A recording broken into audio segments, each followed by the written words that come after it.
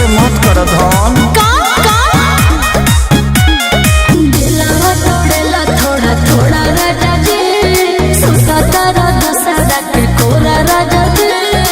हे हरे राम कृष्ण जगन्नाथ प्रेमानंद क्या अरे दिलवा तोड़ेला थोड़ा थोड़ा राजा जी, सुसाता राजा सदा के कोरा राजा जी। झूठ बात है। हो जाए हो पानी के सोलोइया से, हो सोलोइया से। अब ऐसे ही करबू का?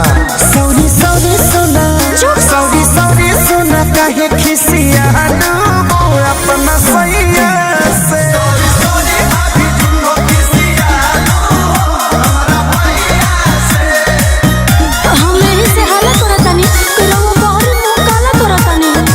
मत रूठो, ये सब बात है झूठो।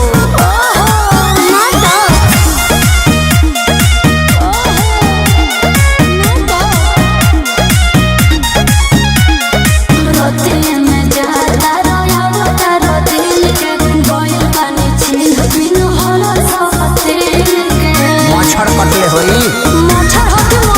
ताहर हक बात शौक काहे होता तो रहता मरद से। चुप रही और संगनी तोहरा रवैया से, हो रवैया से। ऐसे मत कर। सौरी सौरी सुना, सौरी सौरी सुना काहे खिसियालू अपना सैया से।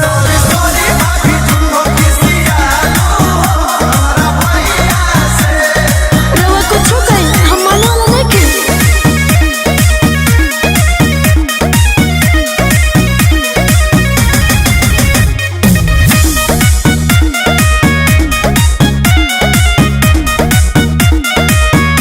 अरे हम पीछे कपड़ा ला सारा तारा मोले, मान जाओ सोना ना तो लोगोंगे रोने। मूत्रो चुप पाके शंका तू लंका लगा दे हे सारी मोनू के कमनो सजा दे।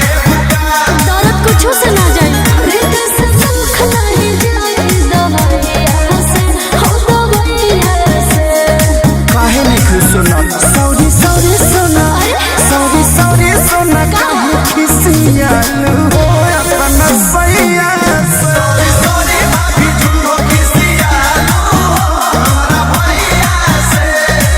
अब हम ना पड़ब कोनो कचरा में, सुतर हवा अचरा में।